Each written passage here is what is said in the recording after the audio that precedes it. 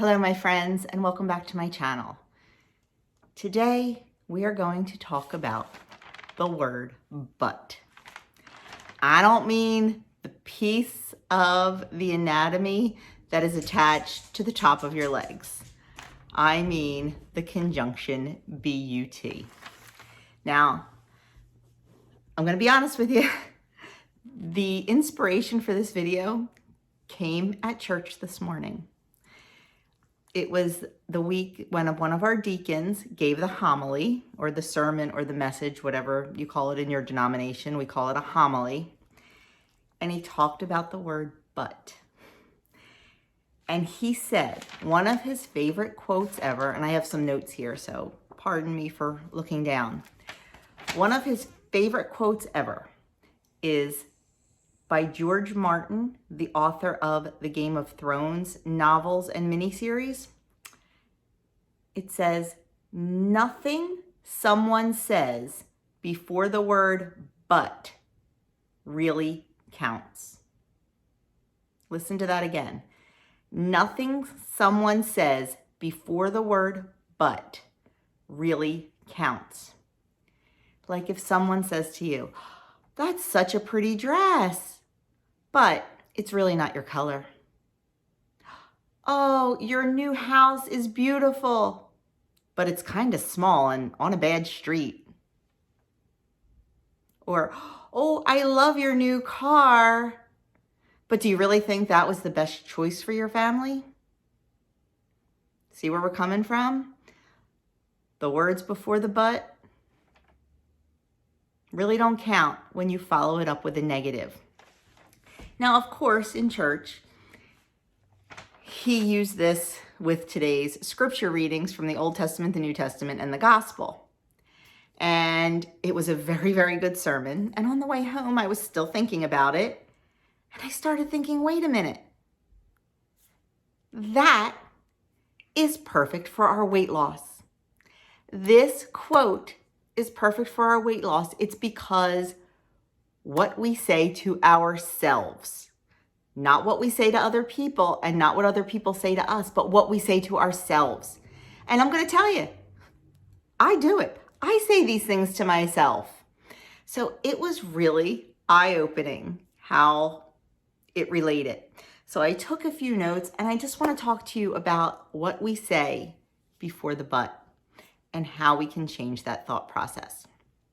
So the first thing that popped into my mind, and one that, face it, if you haven't said this to yourself or haven't thought this, then you are Superman or Superwoman. I want to lose weight, but I don't want to make any changes. Yeah. I want to lose weight, but I don't want to make any changes. In other words, I'm not going to change anything. I'm going to keep doing what I'm doing. Well, guess what? If you're not losing weight doing what you're doing, then you have to make the changes. That is the number one. What you could say is, I want to lose weight, but I will need to make some changes. I will need to maybe add some more movement to my daily life. I will need to add more veggies and fruits in my diet and take out some of the junk food. I will need to have smaller portions of my food. I will need to have less sweets and treats. They do not have to be huge changes. You do not have to cut out everything. You have to just make the small changes. It is the only way it is going to work. Notice I'm not saying I want to lose weight, but I need to make changes like cutting out bread and cutting out sugar and sugar is a good thing to cut out, but cutting out sweets and cutting out treats. And I'm not going to eat any carbs. I'm not going to eat any, I'm going to stop eating meat. I'm going to go all plant-based. Is that reality? No. But it's also not reality saying I want to lose weight, but I'm not going to make changes. So we have to make those small changes. More movement. You don't have to run a marathon. I say it all the time. Just get some more movement into your day. Get your heart rate up a little. Check with your doctor first, but get your heart rate up a little bit during the day. Even if it's marching in place during TV commercials, you know, or bopping back and forth, or maybe put your favorite song on and dance. Just dance. Maybe it's eating more veggies. You know, instead of having like a 10-ounce baked potato at dinner, have a 5-ounce baked potato and a cup of broccoli. Or a cup of peas or something, I don't know, something green or something orange or something yellow. Have smaller portions. This is hard. This is hard. Food is good. We love food. Just try. If you normally have, like, we'll use the potato again. If you normally have a 10-ounce baked potato, have a 7-ounce baked potato the next time. And maybe do that for a couple days and then maybe go down to a 5-ounce baked potato. I'm not saying cut it completely right away.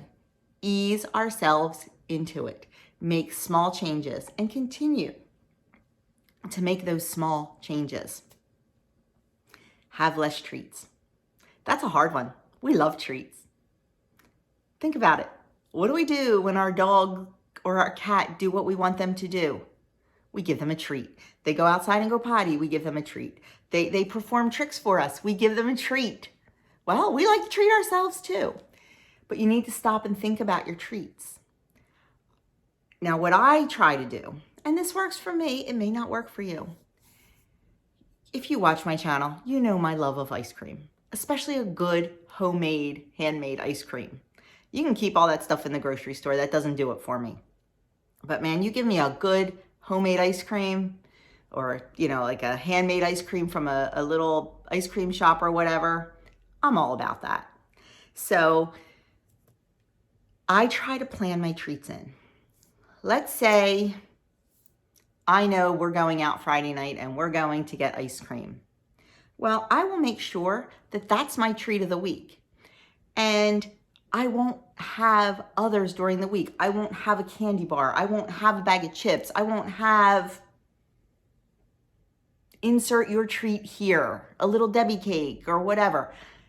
I save that treat knowing that we are going to go get ice cream Friday night. It gives me something to look forward to. I'm not denying myself. I may be denying myself of the candy bar or the chips or the little Debbies, but I'm not denying myself of a treat completely. I know it's coming and I am working towards that and I am having a good week so I can have a treat. I don't like to use treats as a reward for good behavior and staying on plan because to me that's kind of washing it out, but we all need a treat in our life and we know we're going to have them. You just have to plan it in and you have to make the smart choice. You can't have a treat every single day. You can't. It's the facts. Another big thing we say to ourselves. This is a huge one and you know it. Start nodding your head and agreeing with me now. I want to exercise, but insert excuse here. But I'm tired. It's cold. It's rainy. Oh, my legs really hurt. Nope. Nope, we're not going to do that. We're going to say, I want to exercise, but since I'm tired, I'll do a nice, relaxing yoga routine. Yoga's exercise. If you've never done yoga, it's exercise. Yes, it is. You're stretching, you're moving, and depending on your yoga moves, your heart rate is going to go up. But if you're tired, the yoga may make you feel good. It may relax you. So there's a way to exercise even when you're tired. I want to exercise, but since it's raining, or it's cold, or it's miserable, or it's dark, I'll put on a video on YouTube and I'll exercise. I may not like it as much as going out and taking a walk or going out and taking a run or going out to the gym, but it's something. And it's temporary. It's not going to be raining every single day. It's not going to be cold every single day. It's temporary. Sometimes, and here comes my tough love, because you know I'm all about the tough love. Sometimes we just have to suck it up. I'm sorry. You know I'm about the tough love. Sometimes we just have to suck it up and say, I don't love this, but you know what? It's only for today. And we find that fun video. You know, Kim over to Girl on her phone loves Richard Simmons' Disco Sweat. She loves it. Excuse me, getting myself all worked up. You may not love it, but it may get you through.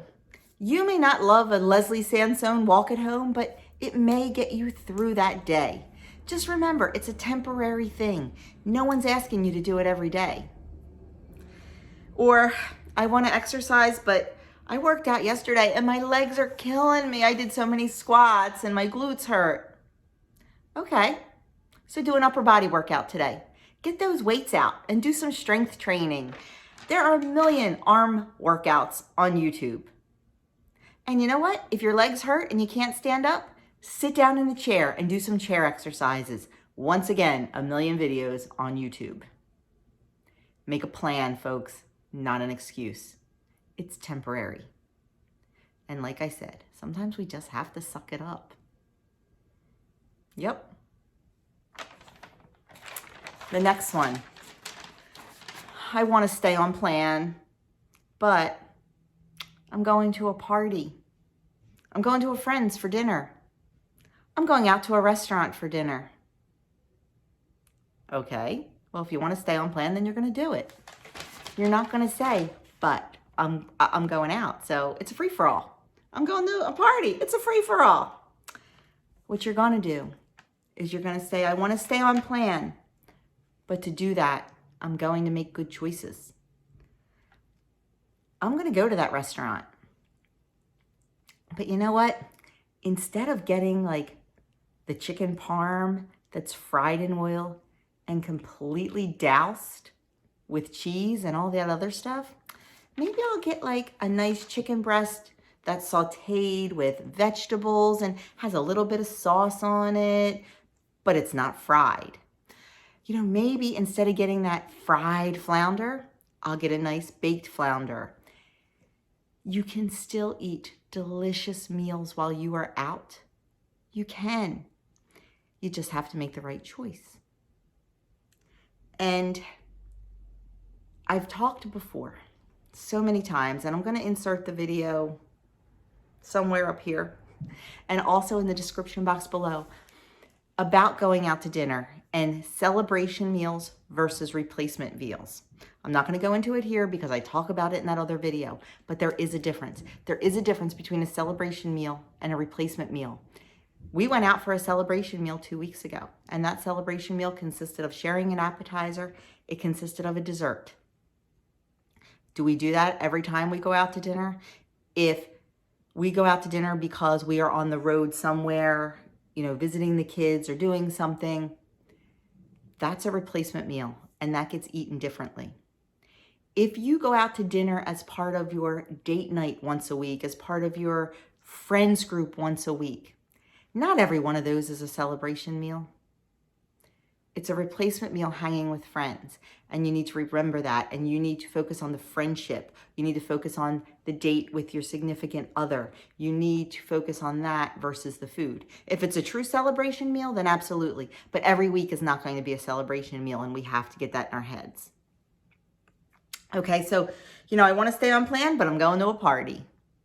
Well, I know with us, a lot of times when we go to parties, we always take a dish. Take something point-friendly. Search out the point-friendly foods that are there. Search out the fruits and the veggie trays, and search out like the cheese and crackers and eat that in moderation and things like that. Stay away from the fried mozzarella sticks. Stay away from the cheesesteak egg rolls. Or if you're with your significant other, share it. You take one bite and pass it off. That way you're getting the taste of it and you know how it tastes and it's delicious, but you have some other stuff on your plate to eat. And stay away from where the food is. If the food's set up in the kitchen, socialize in the other room. Keep a drink in your hand, whether it be unsweetened iced tea or you know, a spritzer or water. Keep a drink in your hand. So you only have one hand. You can't hold a plate, a drink, and eat at the same time. Little things like that. I'm not saying not to eat and not to enjoy yourself, because by far you should. You just have to be smart about it. You have to be smart about it. And the last point I want to just bring up, I want to reach my goal, but I don't want to track. I don't want to measure. I don't want to weigh, and I don't want to count points or calories or whatever it is that you're doing. Well, I'm going to tell you. This kind of goes back to the first one where I want to lose weight, but I don't want to make changes. You need to think, I want to reach my goal, but to do that, I'm going to have to be accountable. I'm going to have to weigh and measure my foods and eat sensible portions. If you're a WW member, in the app, it says, you know, like, I'm trying to think, like chicken, 3 ounces. Now, granted, I'm going to tell you, because of the way I work out, 3 ounces of protein is not enough for me, and I generally have 5 ounces. If I had to count it, I would count it. I don't, because protein or poultry is a 0-point food for me, but I'm also not eating 16 ounces of it. Potatoes are a 0-point food for me. I'm not eating a 10-ounce baked potato. I'm eating a 5-ounce baked potato. You have to be smart with it. You have to know what you are eating. You have to weigh, you have to measure, and you have to track it. Because I'm going to tell you, if you don't track, you're going to forget. We have selective memories. We do. You forgot about that Hershey Kiss that you popped into your mouth as you were walking through the dining room, going upstairs or whatever. I say that because I have a bowl of Hershey Kisses in my dining room. You're going to forget that you popped it in your mouth because it was good for 10 seconds, but it wasn't something that you're going to go, oh my gosh, that Hershey Kiss was so good 3 hours later. Track it. You have to track every bite that goes into your mouth. And if you don't get on the scale on weigh-in day and be shocked that you're up or that you stayed the same, or, you know, because 10 to 1, you did that because you didn't track your food, or you ate too much food, or you didn't, you know, weigh and measure your food. It sucks. I'm not going to sugarcoat it. I just want to be a normal person that can put food on my plate and eat and not think about, okay, how big is that piece of chicken? Is that like a tablespoon of sour cream? I would just like to eat. But guess what? The reality is, I can't. I ended up weighing 198 pounds because I just ate. And let me tell you, yes, I did eat a lot of ice cream, especially during that last 6 months of my mother's life. I'm not going to lie about that. But when it came to meals, I ate pretty darn healthy. I just ate too much. Because you can eat too much of a good thing too. So as much as it sucks, and as much as we don't want to be tied to a measuring cup, a measuring spoon, a scale, an app to track, face it, we need to do it. We need to stay accountable. So my friends, that is the long and the short and the but of it. You can turn that but into a negative, or you can turn that but into a positive. That is no one's choice but yours. But yours. We can do this. We can. We have to make the changes. It sucks making the changes. But I'm going to tell you, after 3 years on this journey, I'm glad I made those changes. And does it suck? Okay, example, last night, pinochle night. You know, we always have dinner and we always have dessert. I wasn't in charge of dessert last night. I was in charge of dinner. And dessert was an orange glazed pound cake. It was in a loaf shape. When I sliced those slices, my slice was a 1/4 inch thick. It was. I cut it up. And we had homemade ice cream with it. Now, my homemade ice cream is 10 points for a half a cup. I had about a tablespoon. But you know what? It was enough because I had such a beautiful dinner. I had dessert like everyone else. We eat dessert while we're playing cards. I dipped my fork in the ice cream and then took a little bite of cake, played a couple cards, put my fork down, did the same thing. Even though my dessert was a whole lot smaller than everyone else's, it lasted the same amount of time as everyone else's. I had my cup of tea. I would sip my tea. Did I want a piece of cake the size of my head and 3 cups of ice cream? I did. But guess what? I didn't need it. What I had was satisfying and it was enough. I could have said, but everybody else, and nope. I made the choice. I made the choice to live this lifestyle. I made the choice to lose weight for my health, for my appearance. Yeah, I'll say it. Yeah, I'll be vain. I made the choice for, number 1 was my health, but number 2 was my appearance. I hated the way I looked. I made these choices for me, and I'm going to stick with them. No buts about it. So my friends, think about your butt. Literally. Think about turning those negatives, but I can'ts, into positive, but I cans. Trust me, guys, it's worth it. It's worth it. I am here for you. If you need anything, please reach out to me. My email is in the description box below. My Facebook is in the groups are in the description box below. Message me on Facebook. Please, I am here for you. I am here for you. I am. That is it. I hope you found this useful. I apologize for the tough love, but you know that's how I am. I don't coddle. Let me know in the description box below what your big butt is. I'm such a juvenile. And I will say, my husband did lean over to me in the middle of the homily and go, I like your butt. Yeah, I know. In church. It was quiet. It was cute. It's how we keep in love and keep things fresh around here. So my friends, thank you so much for taking a little bit of time out of your busy day to spend it with me. I hope this video was helpful. I just want you to be successful. I want me to be successful. So let's do it together, my friends. If you haven't already subscribed, hit that subscribe button and the notification bell. If you know someone that this video can help, if you know someone that's struggling with the butt, please share it with them. Have a wonderful day, and let's turn those negatives into positives, my friends.